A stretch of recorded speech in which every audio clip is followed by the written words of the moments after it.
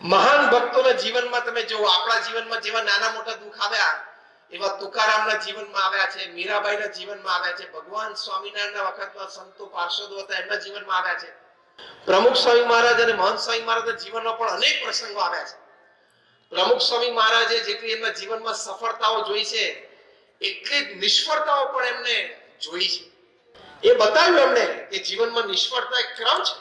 પ્રમુખ સ્વામી મહારાજની જેટલી સમાજમાં પ્રશંસા થઈ છે, પદવીઓ પ્રાપ્ત થઈ છે, કોક પ્રસંગો એવા પણ બન્યા છે પ્રમુખ સ્વામી મહારાજના જીવનમાં કે જ્યારે અજ્ઞાત અવસ્થામાં અજ્ઞાની લોકોએ ગેરસમજથી પ્રમુખ સ્વામી મહારાજ અને એમના કાર્યની ટીકા પણ કરી. આ બંને સંજોગોમાં અમે એમને સ્થિર રહેતા જોયા છે, કારણ કે બેઝમાં અધ્યાત્મ હતું. પ્રમુખ સ્વામી મહારાજને 1991માં મુંબઈમાં હરકિશનભાઈ મહેતા એમણે બહુ જ મોટા ગજાના પત્રકાર, જન્મભૂમિ પ્રવાસીના એડિટર હતા. એમણે પ્રશ્ન સીધો પ્રમુખ સ્વામી મહારાજને ઇન્ટરવ્યુમાં મોડે પૂછ્યો કે તમે સારું જ કાર્ય કરો છો સમાજ માટે, છતાં સમાજમાં તમારી ટીકા થાય ત્યારે તમે શું વિચારો છો? પ્રમુખ સ્વામી મહારાજ સ્પોન્ટેનિયસલી બોલ્યા, ચહેરા ઉપર એક લકીર ફરી ગઈ. પ્રમુખ સ્વામી મહારાજ બોલ્યા કે જ્યારે કોઈ ટીકા કરે ત્યારે અમે મનોમન વિચાર કરીએ છીએ કે ટીકા કરનાર વ્યક્તિની વાત સાચી, જો સાચી હોય તો અમે સુધારો કરી લઈએ. તરત હરકિશન મહેતાએ પૂછ્યું અને વાત ખોટી હોય તો? પ્રમુખ સ્વામી મહારાજ એમનું હૃદય અમૃત, જે આપણે બધાએ પણ સુવર્ણ અક્ષર આપણા હૃદય ઉપર રાખી લેવા જેવી વાત છે, એ વિચાર પ્રગટ કર્યો. પ્રમુખ સ્વામી મહારાજ બોલ્યા કે ટીકા કરનાર વ્યક્તિ ખોટી હોય તો અમે એને જવાબ આપવા નથી જતા, એની સાથે ઝઘડવા નથી જતા, ખાલી પ્રાર્થના કરીએ છીએ કે ભગવાન એમને સદબુદ્ધિ આપે. એ પ્રસંગ અમે ભૂલી અમે અમારા કામમાં લાગી જઈએ.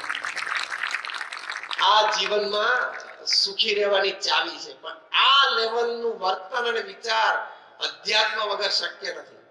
ખાલી પોઝિટિવ થિંકિંગ ની વાતો થાય ને આ કક્ષા સુધી ના પહોંચાય. તમે ડોલે ડોલે પાણી રેડો અને 10 વીઘાનું ખેતર કઈ પવાય નહીં, એમાં તો ધોધ છૂટવો જોઈએ કુવામાંથી. એમ આ કક્ષાની સવડી વિચારધારા અને અભિગમ માટે અધ્યાત્મ, ભગવાન સર્વ કરતા હરતા છે અધ્યાત્મ.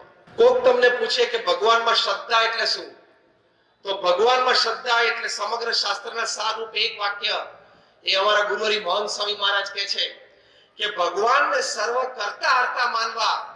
કે મારા જીવનમાં આજ સુધી જે કઈ પ્રસંગો બન્યા, અત્યારે જે મારા જીવનમાં પ્રસંગો બની રહ્યા છે અને ભવિષ્યમાં મારા જીવનમાં જે પ્રસંગો બનશે એ ભગવાનની ઈચ્છાથી બન્યા, બને છે અને બનશે, અને મારા સારા માટે જ બને છે. અને એવો સવળો અભિગમ હું રાખીશ તો એ મારી પ્રગતિનું કારણ બનશે. આ વિશ્વાસ એ ભગવાનમાં શ્રદ્ધા કહેવાય કે જે કંઈ થાય છે મારા સારા માટે જ થાય છે, ભગવાન જ કરે છે. તો બહુ જ સુખી અને બહુ જ સ્થિર રહેવાય. અને તમે કહો આવું કેમ કર્યું, તો જવાબ તો ઉપરથી આવવાનો નથી. એની કદાચ સ્વીકારી લેવાનું, મારા સારા માટે. આપણે આપણા સંતાનોનું ખરાબ ઈચ્છીએ છીએ. આપણા નાના બાળક હોય, દીકરા દીકરી સ્કૂલે જતા હોય, કોલેજ જતા હોય, ભણતા હોય, એનું કોઈ રીતે ખરાબ થાય એવું આપણે ઈચ્છીએ છીએ મા બાપ તરીકે? તો એ આપણા મા બાપ છે, તો એ આપણું ખરાબ કેમ ઈચ્છે?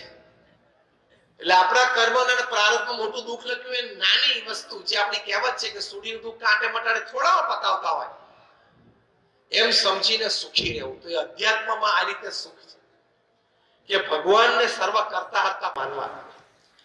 પ્રમુખ સ્વામી મહારાજના જીવનમાં અનેક પ્રસંગ એવા બન્યા કે સામાન્ય વ્યક્તિ હોય ને એમ ભોંય ફાટે તો અંદર ઘૂસીને મરી જવું એવો વિચાર આવી જાય. આજથી 40 વર્ષ પહેલા લંડનમાં હેરોમાં જમીન લીધી સંસ્થાને, ત્યાં મંદિર કરવું હતું. આજુબાજુના લોકોએ કેસ કર્યો બીએપીએસ સંસ્થાની સામે કે આ લોકો રાત્રે 12 વાગ્યા સુધી ઘંટડી વગાડશે, ઢોલ વગાડશે, અમારી પીસ અને પ્રાઇવસી હણી લેશે, એટલે આને પરમિશન ન મળવી જોઈએ. કોર્ટમાં કેસ ચાલ્યો અને કેસનો ચુકાદો આવ્યો, ફૂલ એન્ડ ફાઇનલ જજમેન્ટ કે બીએપીએસ સંસ્થા અહીંયા મંદિર નહીં બાંધી શકે. અમે બહુ રજૂઆત કરી હતી દિલ્હી બ્રિટિશ કોર્ટમાં કે તમે ઇન્ડિયામાં આવો, જોવો અમારા મંદિરો, કઈ રાત્રે 12 વાગ્યા સુધી અમે ઘંટ ને ઢોલ નથી વગાડતા, આજુબાજુ વાળા કોઈ ડિસ્ટર્બન્સ નથી. છતાં જજમેન્ટ આવી ગયું. પ્રમુખ સ્વામી મહારાજ અહીંયા વડોદરામાં હતા અને લંડન થી અમારા ટ્રસ્ટી શ્રીઓએ ફોન કર્યો કે સ્વામી આપણે કેસ હારી ગયા, it is a full and final judgement.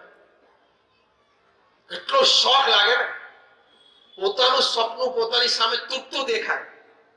જબરજસ્ત પીછેહટ હતી પ્રમુખ સ્વામી મહારાજ માટે. આ એ વખતે અમારા વડીલ સદગુરુ સંત પૂજ્ય વિવેક સાગર સ્વામી ત્યાં પ્રત્યક્ષ પ્રસંગ જોયેલો, સામે ઉભેલા પ્રમુખ સાહેબના ચહેરા ઉપર એક લકીર ફરી ગઈ. પહેલું વાક્ય બોલ્યા, જેવી ભગવાનની ઈચ્છા. મારું જીવન સુખી જીવન આ વિચારની તાકાત છે, જેવી ભગવાનની ઈચ્છા. બીજું વાક્ય બોલ્યા, આપણે આપણો પ્રયત્ન કરી લીધેલો, હવે જે પરિણામ આવ્યું એ આપણે સ્વીકારી લેવાનું. કેટલો સરસ વિચાર છે. અને ત્રીજું વાક્ય બોલ્યા, ધ ડિટર્મિનેશન. પ્રમુખ સ્વામી મહારાજ બોલ્યા કે આપણે નક્કી કર્યું છે બધા સાથે બેસીને કે લંડનમાં મોટું મંદિર કરવું છે અને ભારતીય સંસ્કૃતિના દર્શન ત્યાં કરાવવા છે, તો કરવું તો છે જ, બીજી જમીન શોધવા માંડો. કેટલી સ્ટેબિલિટી કહેવાય, સ્થિરતા. બીજી જમીન નિસ્તરમાં શોધી ત્યાં મંદિર બન્યું.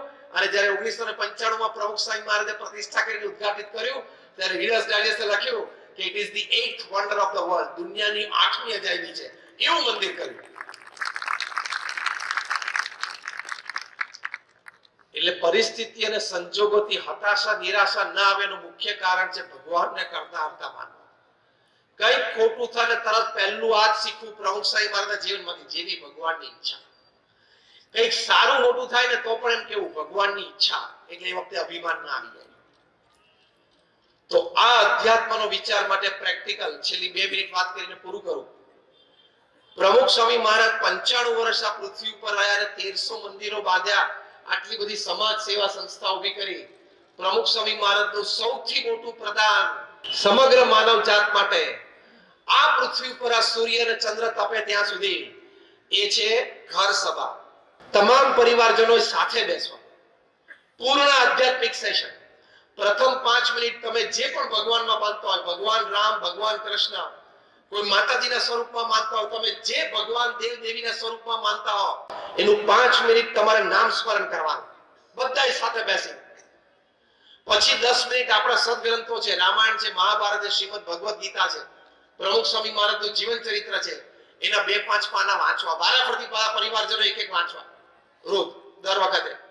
પછી 5 મિનિટ એની પર ચર્ચા કરવી કે શું ગમ્યું, શું સારું લાગ્યું. પછી ભગવાનની આરતી કરીને છૂટા પડવું.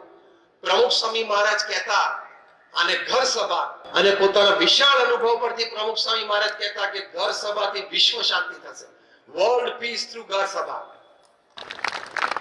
અઠવાડિયામાં 2 જ વખત આ પ્રયત્ન કરવાનો છે. આપણે ટીવી નો સારો પ્રોગ્રામ જોવા માટે સાથે બેસીએ છીએ, રાત્રિ ભોજન માટે સાથે બેસીએ છીએ. અઠવાડિયે 2 વખત નહીં, કન્સેશન, અઠવાડિયે 1 વખત તમે પ્રયત્ન કરો. અને તમને આ ઘર સભા પુસ્તિકા બીએપીએસ સંસ્થામાંથી પ્રકાશિત થઈ છે કે આ ઘર સભા નિયમિત જે કરે છે પરિવારને શું લાભ થયા. તો 2 ભાઈઓ વચ્ચે પ્રશ્ન હોય, સાથે પરિવારમાં રહેતા હોય, સંયુક્ત કુટુંબમાં, ધંધાકીય વેપારમાં, નિર્ણયોમાં ઘર્ષણ હોય એ દૂર થયા હોય. બાપ અને દીકરા વચ્ચે જનરેશન ગેપ હોય, દૂર થઈ હોય. સાસુ વહુના ઝઘડા થતા હોય એ દૂર થયા હોય. પતિ પત્નીના ઝઘડા ઘર્ષણ રહેતા હોય, દૂર થયા હોય. આ બધા લાભ એ ઘર સભાથી થયા છે. તો આ બધા લાભ થાય, આપણું જીવન સુખી થયું કહેવાય ને. આમાંથી એક જ પ્રશ્ન ઘરમાં હોય અને મટી જાય, તો ઘર સભામાં આવા પ્રશ્નોના સમાધાનની તાકાત છે. આ ઘર સભા પુસ્તકમાં જે તે વ્યક્તિની અનુમતિ લઈને એ વ્યક્તિના નામ સાથે એના જીવનનો પ્રસંગ એ પુસ્તકમાં લખીને પુસ્તક પ્રકાશિત સંસ્થા દ્વારા થયું છે. એ આ ઘર સભાની તાકાત છે. એટલે તમને આજના દિવસે આ મહુવા બીએપીએસ મંદિરના દશાબ્દી મહોત્સવે જ્યારે આપણે ખૂબ શ્રદ્ધાથી તમે લોકો અહીંયા છેલ્લા 3-4 કલાકથી બેઠા છો, આટલો તમારો અમૂલ્ય સમય તમે કાઢીને અહીં આવ્યા છો, તો you should gate something concrete. તમને જીવનમાં કંઈક લાભ થાય તમને થવું જોઈએ, પ્રેક્ટિકલ લાભ થાય એવું, ખાલી થિયોરિટિકલ નહીં.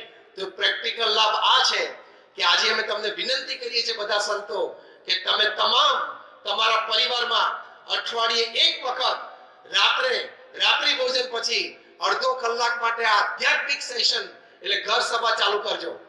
આ અમારી વિનંતી છે અને આગ્રહભરી વિનંતી છે. જે પ્રયત્ન કરશે એ આંગળી ઊંચી કરજો કે આજથી હું પ્રયત્ન કરીશ. ઓ બધા હાથ ઊંચો કર્યો, હાથ ઊંચો રાખજો. એટલે અમને સંતોને બધા તમારી માટે આનંદ છે અને અમે અભિનંદન છે. આનો એડવાન્સ જેમ તમારે બિઝનેસમાં પ્રોડક્ટ હોય ને, ISO international standard organization, ISO product માર્કેટમાં ચાલી જાય, તમે કહી શકો કે આઈએસઓ છે પ્રોડક્ટ, ઇન્ટરનેશનલ સ્ટાન્ડર્ડ ઓર્ગેનાઇઝેશન. એમ અમારી ઘર સભા પ્રોડક્ટ પણ આઈએસઓ છે, ઇન્ટરનેશનલ સ્પિરિચ્યુઅલ ઓર્ગેનાઇઝેશન, માર્કેટમાંથી પાછી નહીં પડાય. દરેકને લાભ થશે.